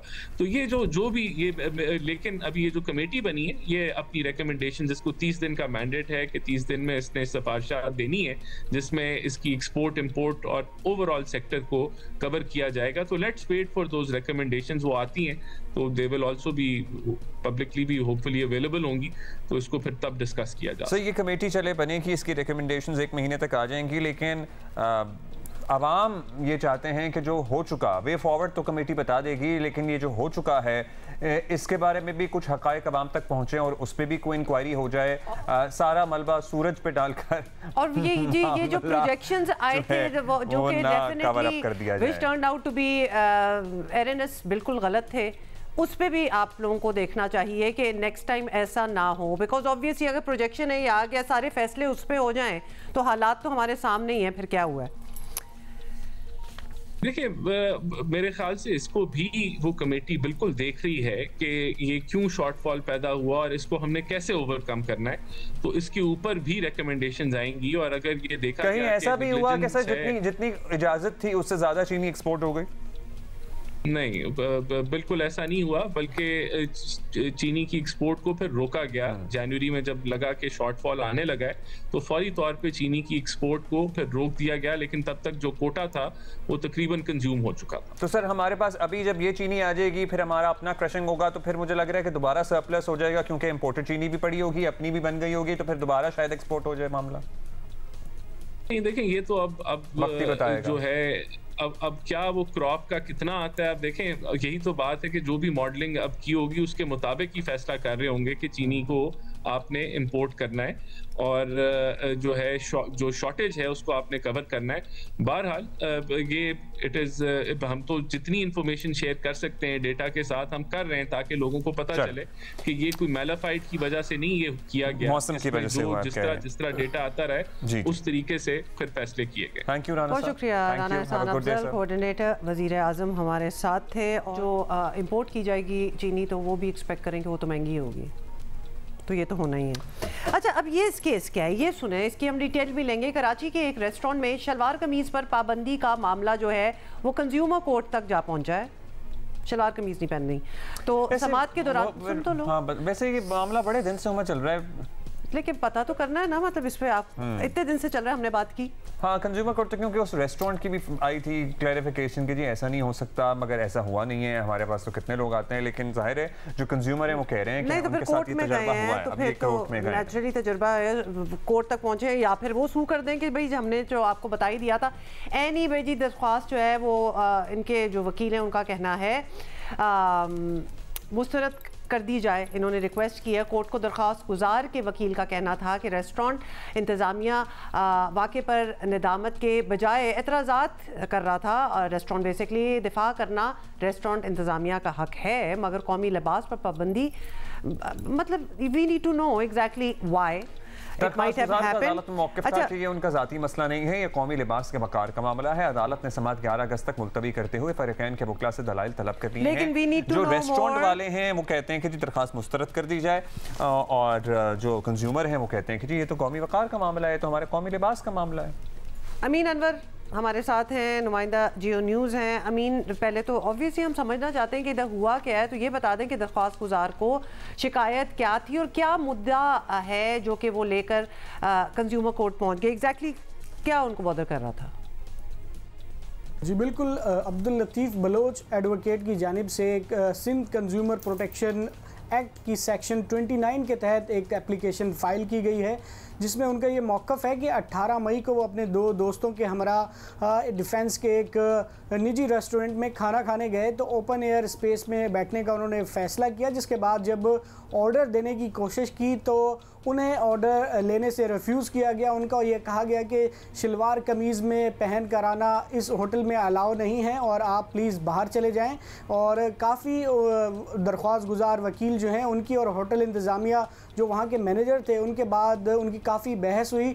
दरख्वास्त गुजार का ये कहना था कि उन्हें मुकम्मल तौर पर रिफ्यूज़ किया गया होटल में सर्विस देने से और कहा गया कि शलवार कमीज़ पहन कर आना अलाउ नहीं है। जिसके बाद अब्दुल लतीफ़ बलोच एडवोकेट ने सिंध कंज्यूमर प्रोटेक्शन एक्ट की सेक्शन 29 के तहत जुडिशल मजिस्ट्रेट साउथ की अदालत में यह दरख्वास्त दायर की है, जिसमें इनका मौक़िफ़ है कि होटल इंतज़ामिया ने कौमी लिबास शलवार कमीज़ की तज़हीक की है और उन्हें सर्विस देने से मना किया है, लिहाजा इनके खिलाफ कार्रवाई की जाए और 100 मिलियन रुपए हर्जाना भी दिलवाया जाए। स्ट्रेंज के होटल में या रेस्टोरेंट में आने दिया गया है, ये नहीं कि बाहर से ही रोक दिया हो। जब वो ऑर्डर करने लगे तो उनको याद आ गया कि इन्होंने शलवार कमीज़ पहनी हुई है। लेकिन खैर एनीवे ये बताएं कि अभी तो ऑब्वियसली ये कंज्यूमर कोर्ट ही देख रही है ये मामला, लेकिन अगर यहाँ बात ना बनी अमीन, तो क्या दरख्वास्त गुजार जो हैं वो किसी और अदालत में जाने का इरादा रखते हैं? ये मामला जो है यहाँ छोड़ देंगे, क्योंकि उनको तो काफ़ी दिल पे लगी है ये बात। जी देखिए, अभी कंज्यूमर प्रोटेक्शन कोर्ट में जो है वो केस ज़ेर समात है और अदालत ने अभी तक कोई फ़ैसला नहीं किया इस पर। होटल इंतज़ामिया का ये मौक़िफ़ है दूसरी जानिब कि उन्होंने इस तरह का कोई इकदाम नहीं किया, उन्होंने दरख्वास्त गुजार को सर्विस देने से इनकार नहीं किया है। उनकी जानिब से ऑब्जेक्शंस भी फ़ाइल किए गए हैं, जिसमें ये कहा गया है कि ये केस जो है कंज्यूमर प्रोटेक्शन कोर्ट की जुरिसडिक्शन में नहीं आता है। जिसके बाद जो दरख्वास्त गुजार के वकील हैं उनकी तरफ से ये कहा गया है कि बजाय इसको गलत कहने के होटल इंतज़ामिया जो है इसे डिफेंड करने की कोशिश कर रही है। ताहम जो ऑब्जेक्शंस फाइल किए गए हैं रिस्पोंडेंट्स की तरफ से, होटल इंतज़ामिया की तरफ से, उसका जवाब देंगे दरख्वास्त गुजार के वकला आइंदा समात पर, जिस पर अदालत ने मज़ीद समात 11 अगस्त तक मुलतवी की है। दरख्वास्त गुजार वकील का यह कहना है कि इस अदालत से उन्हें इंसाफ की उम्मीद है और अगर फ़ैसला उनके खिलाफ आता है तो वो यकीनन सिंध हाई कोर्ट में इस फैसले के खिलाफ अपील दायर करेंगे। अच्छा, बहुत शुक्रिया आपका। एक ज़रा अच्छी मुझे लगी इस सारी मामले में बात कि वहाँ पे कुछ झगड़ा नहीं हुआ, लड़ाई मार कुटाई नहीं हुई, नहीं तो हो जाया करती है। लेकिन अभी अमीन ने एंड में ये नहीं बताया कि उसके बाद अब होटल वाले ये कह रहे हैं कि हमने तो कोई लड़ाई की नहीं। होटल वाले नहीं, यही कह रहे हैं शुरू से, होटल वाले यही कह रहे हैं कि हमारे यहाँ तो रोज सलवार कमीज में लोग आते हैं, ऐसा हो नहीं सकता, इन्हें गलतफहमी हुई है या पता नहीं कोई किसी पर्टिकुलर वेटर से कोई झगड़ा हुआ या क्या हुआ। होटल वालों का इससे पहले मैंने भी बयान देखा था, क्योंकि इससे पहले मामला सोशल मीडिया पे ज्यादा गर्दिश कर रहा था ना, वहीं से तो उठा है, सो वहीं से उठा था। लेकिन यहाँ पे is not the issue then, ये maybe, I don't know, जाहिर कंज्यूमर का तो यही मानना है कि shalwar kameez is then it is really the responsibility on the courts कि वो सही जो है वो अदालत डिसाइड करे ना कि क्या मामला हुआ एग्जैक्टली। और ये अच्छा है कि ये जो कंज्यूमर हैं ये इस मामले को आगे लेकर गए और इन्होंने अदालत का दरवाजा खटखटाया और वहां तक इस इशू को लेकर जाना भी यू नीड टू। और हम भी ऑब्वियसली यही सजेस्ट करते हैं कि जहां कोई एतराज हो, कोई आपको लगे कि आपके साथ कुछ अनफेयर हो रहा है तो अदालत लेके जाए ना, फिर तो किया तो सही। आसानियां पैदा होती हैं, प्रेसिडेंट सेट होती है। ये सोचना कि पाकिस्तान के किसी रेस्टोरेंट में मना कर दिया जाए कि जी शलवार कमीज पहन के नहीं आ सकते, ये बहुत कोई है। I don't know if there is any example of that. I haven't come across any restaurant. Even the prestigious clubs, वो भी जो लोकल जो हमारा शलवार कमीज है उसमें कोई जैकेट या कुछ इसका एक डिमांड कर लेंगे। हाँ। लेकिन शलवार कमीज विल बी अलाउड। हाँ, उसमें ये बाज़ों का ये होता है कि जी चप्पल नहीं पहन के आ सकते आप। हाँ, मतलब आप उसको फॉर्मलाइज कर लेना बिल्कुल ही, शलवार हमारे मतलब मेरी बात अपग्रेड कर लेना। हमारे ज्यादातर लोग, हमारे तमाम सियासतदान, हमारे तमाम बड़े businessman, they all wear salwar kameez, most of them wear salwar kameez, and don't we all love salwar kameez, and it is the most graceful attire. अच्छा, चलिए ये मामला क्लियर हो जाएगा और पता चल जाएगा कि एक्चुअली हुआ क्या था, बिकॉज शलवार कमीज clearly was not the case. बहुत सी जगहों पे नेकर पहनने पे पाबंदी होती है, तो इधर भी हमारे सेट पे भी जैसे कि okay, let's take a break here.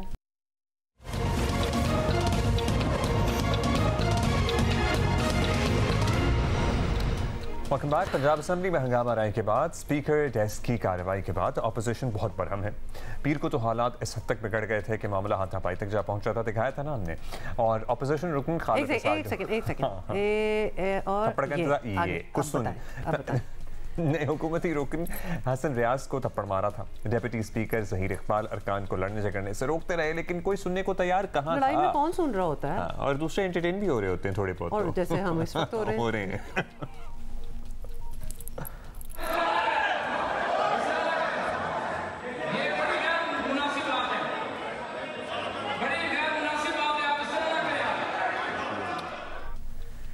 मुझे लगा एक की साइड से ज्यादा असॉल्ट हुआ है, दूसरी साइड से जवाबी फायर उतना नहीं हुआ। स्पीकर ने असेंबली रूम की खिलाफ वर्जी पर ऑपोजिशन किए अरकान खालिद जुबैर और शेख इम्तियाज की 15 नशस्तों के लिए असेंबली रुकनीत मुअत्तल कर दी। सो ये स्पीकर ने कार्रवाई की। फिर इस वाक़े के ऑपोजिशन इस पर सख्त नाखुश है, ऑब्वियसली होना भी चाहिए। वैसे तो पंजाब असेंबली में ऑपोजिशन और हुकूमत के दरमियान मौजूदा तलखियों का आगाज़ उस वक्त हुआ था जब वज़ीर आला मरियम नवाज़ की बजट तकरीर के दौरान ऑपोजिशन ने हंगामा आराई की थी। स्पीकर पंजाब असेंबली मलिक मोहम्मद अहमद खान ने सख्त रद्द अमल देते हुए ऑपोजिशन के 26 अरकान को 15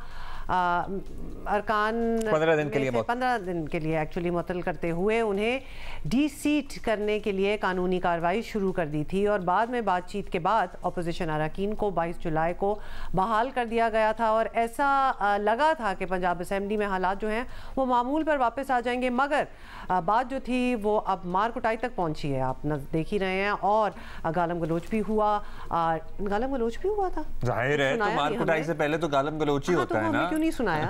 I missed that part. नहीं सुना सकते। अच्छा, deputy opposition leader Moin Qureshi ने डिप्टी स्पीकर को खत लिखकर हुकूमती रुकन हसन रियाज को मुअत्तल करने का मुतालबा भी किया है और ये इल्ज़ाम भी लगाया है कि बाहर से बंदे मंगवाकर ऑपोजिशन पर हमला किया गया। ये बाहर के बंदे थे, कह रहे हैं बंदे तो आइडेंटिफाई हो ही जाएंगे। अच्छा, एक तो ये अंदर हो रहा है ना, उसके बाद ये बाहर भी कुछ हो रहा है कॉरिडोर्स में। ये कौन से बंदे हैं, ये हम जरा पूछते हैं हमारे साथी आजम मलिक, जियो न्यूज़ लाहौर से कवर करते हैं पंजाब असेंबली की कार्रवाई। आजम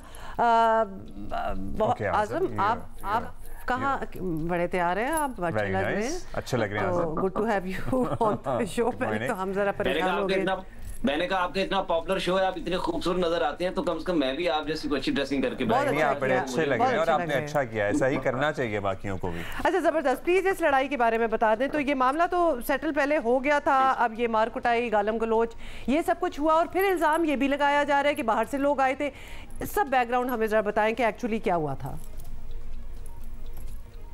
देखिए हुमा, ये बड़ा अनफॉर्चुनेट है पंजाब असेंबली के अंदर जब मरियम नवाज साहबा की स्पीच थी, स्पीकर मलिक अहमद खान एक बात बड़ी खूबसूरत करते हैं, मैं समझता हूँ कि उनको एडमायर भी करना चाहिए इस मौका पर। वो ये कहते हैं कि 22 साल के अंदर उन्होंने कोई एक किसी वजीर खजाना की आज तक स्पीच नहीं सुनी। नॉर्मल आवाम सुनना चाहती है ना कि जो बजट आता है कि वो बजट किस तरह का है, उसके ऊपर कोई तनकीद करनी है, लेकिन आज तक ऐसा नहीं हुआ दोनों तरफ से। ये नहीं है कि तहरीक इंसाफ की गवर्नमेंट थी तो मुस्लिम लीग नून अपोजिशन में थे तो उन्होंने भी नहीं सुनने दी, तो 22 साल से सिलसिला चलता आ रहा। तो वो कहते हैं कम से कम आप एक तकरीर तो सुन लें। खैर वो वाकया हुआ, उनको 15, एक और बात मैं यहाँ पे करेक्ट कर दूं, ये 15 दिनों के लिए नहीं था मुअत्तल किया, 15 नशिस्तों के लिए, यानी कि हर असेंबली सेशन जब भी वो सेशन स्टार्ट होता है तो वो ये कुछ 6 महीने लग जाते हैं आपको दोबारा बहाल होते होते। खैर नहीं हो, उसके बाद एडवाइजरी जो है कमेटी का इजलास हुआ, उस कमेटी के अंदर ये तय किया गया कि जब कानून साजी होगी तो ऐवान के अंदर आप अपना हिस्सा डालें, आप उसकी तनकीद करें,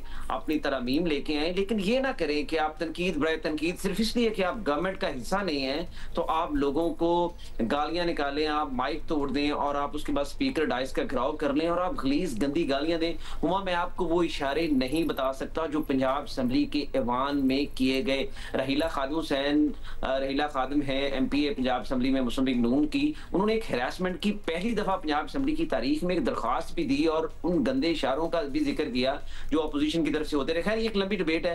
नहीं तो क्या ये this is very disturbing but we want to know कि इतना इश्तियाल अंगेज हो जाना कि मतलब माहौल बन जाना कि एक दूसरे को थप्पड़ मारे जा रहे हैं, आप कह रहे हैं कि इशारेबाजियां भी हो रही हैं, ट्रिगर क्या था? मतलब ये नॉर्मल है, ऐसा ही माहौल रहता है इजलास में। किस बात ने इतना ट्रिगर कर दिया कि दोनों एक दूसरे पे चढ़ पड़े?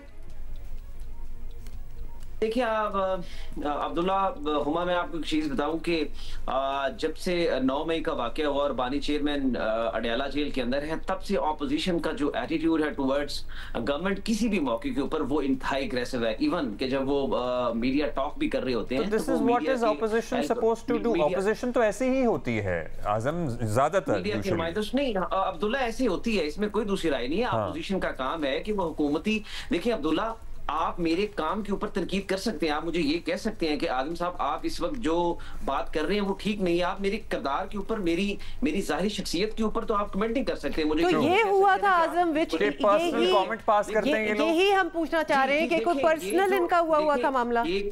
ये जो पर्सनल कमेंट्स हैं आप ये देख रहे हैं, जिस तरह से खालिद ज़ुबैर डोगर साहब उठे हैं, अपोजिशन से इनका ताल्लुक विहाड़ी से है, हसान रियाज का ताल्लुक शेखपुरा से है, ये उठे हैं। देखें दोनों तरफ से अपोजिशन, हुकूमत का काम होता है कि चीजों को ऑब्जर्व करना और खामोश रहना, लेकिन जब अपोजिशन बार बार, ये इशू तब शुरू हुआ जब सरगोदा ATC की तरफ से अपोजिशन लीडर अहमद खान बचर साहब को 10 साल की कैद जो है वो सुनाई गई। उसके बाद अपोजिशन मुसलसल वॉकआउट कर रही थी और ये मुतालबा कर रही थी कि इनके ऊपर नजायज मुकदमात हैं, बानी चेयरमैन को रहा किया जाए। तो उस दिन भी इन्होंने सीढ़ियों के ऊपर एहतजाज किया और वॉकआउट किया। वॉकआउट करने के बाद ये दोबारा जब ऐवान के अंदर गए तो अपोजिशन अरकान जो थे वो एहतजाज कर रहे थे। दूसरी तरफ से जब ये स्पीच हो रही थी, मियां मुश्तबा शुजा रहमान जो वज़ीर खजाना है वो बोल रहे थे, तो डिप्टी स्पीकर जो है ज़हीर इकबाल चन्नट, उन्होंने कहा कि आप खामोशी इख्तियार करें, जो भी बात है आपको टाइम दिया जाएगा।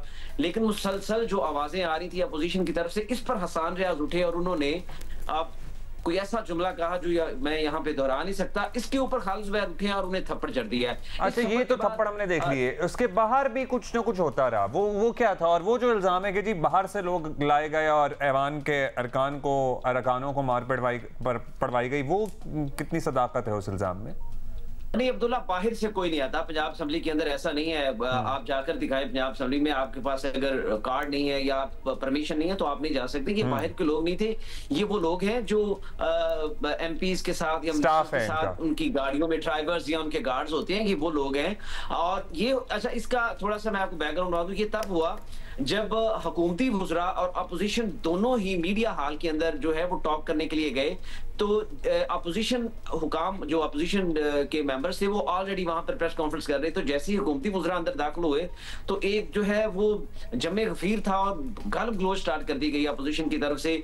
इसके रिएक्शन के अंदर जो ये दो लोग आपको अभी भी टीवी स्क्रीन पे नजर आ रहे हैं, ये जो हुकूमती रुकन था उनके साथ थे, फिर उनकी तरफ से भी बदतमीजी हुई और उनकी तरफ से जो रवैया है उसको माफी तलाफी पे जाना चाहिए था, लेकिन वो इस कदर फ्लेयर अप हो गया कि वो गंदी और गलीज गालियां पंजाब असेंबली के जबान में, जिसके तकद्दस की सारी लोग बातें करते हैं कि पार्लियामेंट तकद्दस है और पार्लियामेंट जो है सुप्रीम है, लेकिन यहाँ पर जो गालियां और जो गलीज नारे और जो गलीज इशारे हमने देखे हैं, मैं आपको बताऊं अब्दुल्ला, पिछले कोई 10-12 साल से हम पंजाब असेंबली को देख रहे हैं, मैंने आज तक इतनी गलीज गंदे इशारे गालियां पंजाब असेंबली में, और वो देखिए खातून वज़ीर आला हैं, That's very disappointing। जो गालियां, अगर ये हमारे ऐवानों का हाल है और ये हमारे ऐवान में बैठे नुमाइंदगान का हाल है तो फिर अफसोस ही हो सकता है, किया जा सकता है। Thank you Azam, thank you for this morning. ये तो बर्दाश्त का लेवल है हमारी असेंबलियों में, और ये मैनरिज्म एंड ये एटिकेट्स एंड ये एजुकेशन लेवल, और वो गालियां तो खैर ऑब्वियसली नहीं बता सकते थे, लेकिन इस किस्म की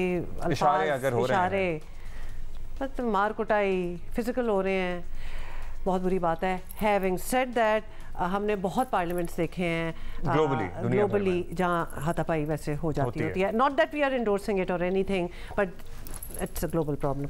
ब्रेक के बाद हाजिर होते हैं।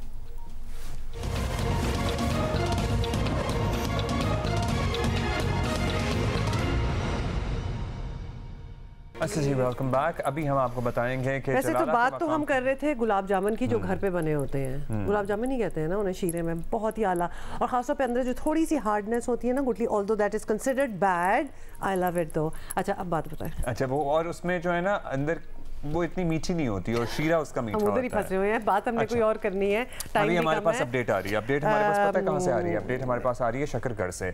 जलाला के मकाम नाला औज में दरमियाने दर्जे का सैलाब रिकॉर्ड किया जा रहा है। शकरगढ़ दरिया रावी के मुअव्विन नाला औज का बहाव 38,500 क्यूसिक रिकॉर्ड किया गया है और नीना कोट पर दरियाए रावी का बहाव 25,000 क्यूसिक तक पहुंच गया है। साथ ही मेंगड़ी पर नाला बई में तुगयानी रिकॉर्ड की जा रही है।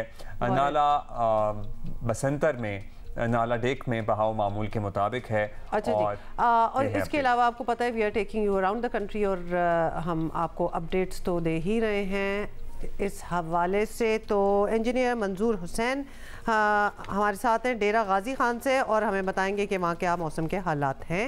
जी इंजीनियर साहब। जी, शकरगढ़ शहर और गिरदोना में गुज़िश्ता 2 रोज से जारी बारिश का सिलसिला फिलवक्त थमा हुआ है। ठंडी ठंडी हवाएं चल रही हैं। तो दूसरी जानब सरहद पार हालिया बारिशों के सबब नाला बई के अंदर जो है वो तुगयानी की सूरत हाल है। गुज़िश्ता शाम नाला बई के अंदर दरमियाने दर्जे का सैलाब था और 6,000 क्यूसेक का सैलाबी रेला गुजरा था। सैलाबी रेले में मौजे सकमाल के काजबे के जरिया आने की वजह से सकमाल और कोठे के सैकड़ों शहरी जो है वो सैलाबी रेले में फंस गए थे, जिन्हें रेस्क्यू में बर वक्त कार्रवाई करते हुए कश्तियों के जरिए महफूज मकामात तक पहुंचाया। सैलाबी सूरत हाल और दरियाओं नदी नालों में तगयानी के पेश नज़र जिली हुकूमत की जानब से दरियाओं और नदी नालों के इर्द गिर्द नहाने पर पाबंदी लगा दी गई है। दफा 144 नाफिज है और दूसरी तरफ जिला भर के नाला बई, नाला बसंतर, नाला ऊज और दरिया रावी के किनारों पर 6 से ज्यादा रेस्क्यू रिलीफ कैंप कायम किए गए हैं। अच्छा इंजीनियर साहब, हमें एक्चुअली शकरगढ़ से ज्वाइन कर रहे थे और हालात तो आपने देखे। डेरा गाजी खान हम लेकर चलेंगे अभी आपको, सलीम मुस्तार वहाँ वेट कर रहे हैं हमारा। जी, डेरा गाजी खान में दरिया सिंध में जो सैलाबी सूरत हाल था उसमें अगरचे उसके रेले में कमी आ गई है। पहले 4.5 लाख क्यूसेक का रेला था, अब 3 लाख के करीब जो है ना उसका वो पहुंच गया है। लेकिन इसके बावजूद जो इलाके मुतासर किए हैं वो 100 किलोमीटर से ज़्यादा का एरिया है, जो कि KPK के बॉर्डर से तौसा से शुरू होता है जो है ना राजनपुर के बॉर्डर तक। ये बहुत बड़ा एरिया है, 100 किलोमीटर से ज़्यादा का पट्टी है दरियाई। ये सारा का सारा मुतासर हुआ है। सबसे ज़्यादा यहाँ पे नुकसान हमने देखा है वो काश्तकारों का हो गया, जिनमें जो मौसमी फसलें थी वो ज़ेर आब आ गई हैं, मुकम्मल पानी में डूब गई हैं, जिसमें मूंग की दाल, चावल, कपास और जो मौसमी जितने तिल वगैरह थे वो ज़ेर आब आ गई, जिससे काश्तकारों को बहुत नुकसान का सामना करना पड़ा है। इसके अलावा जो कच्ची बस्तियां थी वो भी ज़ेर आब आ गई हैं। कोई ज़मीनी रास्ता और सड़क बाकी नहीं है जो कि जो है ना पानी के अंदर ना हो, जिसकी वजह से लोगों का ज़मीनी रास्ता में महदूद कश्तियाँ जो दस्तियाब हैं प्राइवेट, उनको उसके ज़रिए वो कच्चे पक्के तक आ जाते हैं। उसके बाद वो दुकानों में और राशन लेने अपने घरों के लिए जाते हैं, मगर वो महदूद पैमाने पर, जिसकी वजह से उन्हें खुराक की किल्लत का सामना करना पड़ रहा है। लेकिन दूसरी तरफ जो deputy commissioner DG Khan Mohammad Usman Khalid से जो हमारी बात हुई, उनका कहना था हर इलाके में सरकारी स्कूलों को रिलीफ कैंप में तब्दील कर दिया गया, वहाँ पर इंतजाम किए गए, पानी मुहैया किया गया, वहाँ पे वाशरूम्स हैं, बिस्तरे रखे गए, मगर मुतासरीन जो है ना वो उधर आने को आमादा नहीं है। उसकी वजह ये बताया गया है कि वहाँ पे अगर सामान को छोड़ के, अपने जानवरों को छोड़ के बाहर आ जाएं तो वहाँ पर उनके सामान को चोरी होने का ख़तरा भी है, और इसके अलावा जानवर वहाँ भूखे जो है ना मर भी सकते हैं, जिसकी वजह से वो वहाँ पे नहीं आ रहे हैं। दूसरी तरफ हमें ये बताया गया कि जानवरों को चूँकि रकबा सारा ज़ेर आब है, ज़री रकबा, तो जानवरों का जो वो चारा था वो भी ख़त्म हो गया, जिसकी वजह से वो उनको ये भी मुश्किल का सामना है। अच्छा जी, ये भी आपने देखा तो जानवरों का बड़ा नुकसान होता है। वैसे एक तो मवेशी बाज़ लोगों के बह भी जाते हैं, फिर जानवरों का जो चारा होता है वो फसलें बहुत ज़्यादा मुतासर होती हैं, लेकिन ऑब्वियसली जब इस किस्म के हालात हों तो प्रायोरिटी तो लोग ही होंगे ना कि उन्हीं को बचाया जाए, और सबसे पहले तो वही होंगे सामने। अच्छा जी, शो के शुरू में हमने आपको बताया था कि रशिया में एक मैसिव किस्म का अर्थक्वेक आया कामचटका पेनिनसुला में 8.8 ऑन द रिक्टर स्केल, जिसकी वजह से सुनामी वार्निंग जो है वो ट्रिगर हो गई, और अब बहुत सी जगहों पे हवाई में भी सुनामी वार्निंग जो ट्रिगर हुई, वहां से लोग निकलने की कोशिश कर रहे हैं, वहाँ फंसे हुए हैं, कुछ रोड्स हैं ब्लॉक हैं, वहाँ एहतजाज भी शुरू हो गए हैं। साथ 1952 के बाद ये ताकतवर तरीन ज़लज़ला बताया जा रहा है। इस रीजन का मुमकिन सुनामी लहरों के पेश नज़र बहरुल काहिल में वार्निंग जारी की गई है। फिर जो मुताद्दिद ममालिक हैं उनमें भी पर्टिकुलरली बताया गया है कि वो ज़रा मुहतात रहें। न्यूजीलैंड है, इंडोनेशिया शामिल हैं, जापान तो है ही, रशिया भी है। फिर रूस ने सुनामी से निपटने के लिए इमरजेंसी नाफिज कर दी है। यहाँ कैलिफोर्निया में आवाम को साहिल से दूर रहने के अहकाम जो हैं वो जारी कर दिए गए हैं। उधर जापान में भी 2 मिलियन लोगों को इनखला का हुक्म देते हुए ऊंचे मकामात का रुख करने का कहा जा रहा है, और यही हम भी यहाँ बता रहे हैं, not that they would be watching us, लेकिन जब कुछ ऐसा हो तो you have to go to higher ground, मतलब that is the only way. हवाई का एक जजीरा है, क्या इसका नाम है? मावी। यहाँ पर रिहायशी लोगों को कहा गया है कि भाई आप यहाँ से निकलें, पहाड़ों की तरफ चले जाएं। हवाई की तरफ आने वाली तमाम परवाज़ों को भी मोड़ दिया गया है। माहिरीन कहते हैं कि सुनामी की लहरों की रफ्तार एक जहाज़ के रफ्तार की बराबर होती है, जिस दैट यू नो, आप एक अंदाज़ा लगा सकते हैं ना इस चीज़ से, और इसलिए सुनामी को मुख्तलिफ ममालिक तक पहुँचने में उतना ही वक्त लग सकता है जितना वक्त एक मुल्क से दूसरे मुल्क में तो अभी हम एक्चुअली देख रहे थे कुछ मुल्कों ने जिन्होंने वार्निंग्स दी हुई हैं सुनामी को, तो वो लहरें जो हैं अभी उनसे कोई 45-50 मिनट्स दूर हैं, यानी जिनको वक्त मिल जाता है तो वहाँ इवैक्यूएशन वगैरह उसको अगर सीरियसली लिया जाए तो वो हो भी सकती है। अगर हम आपको इस तरह समझाएं कि कराची से लाहौर जाने में अगर 1.5 घंटा लगता है, तो खुदा न खास्ता अगर सुनामी समंदर होता है यहाँ पे, तो सुनामी की लहरों को भी 1.5 घंटा ही लगता है लाहौर पहुँचने में। मतलब अगर लाहौर में एयर ट्रैवल का डिस्टेंस है उतना ही वक्त लगेगा। तो अगर इंडिया रिपोर्ट कर रहा होगा तो लाहौर पोर्ट पे भी शायद सुनामी पहुंच रहा होगा। हाँ, बिल्कुल पहुंच रहा होगा। That is it. Anyway, that's all for today. See you tomorrow, inshallah. Bye.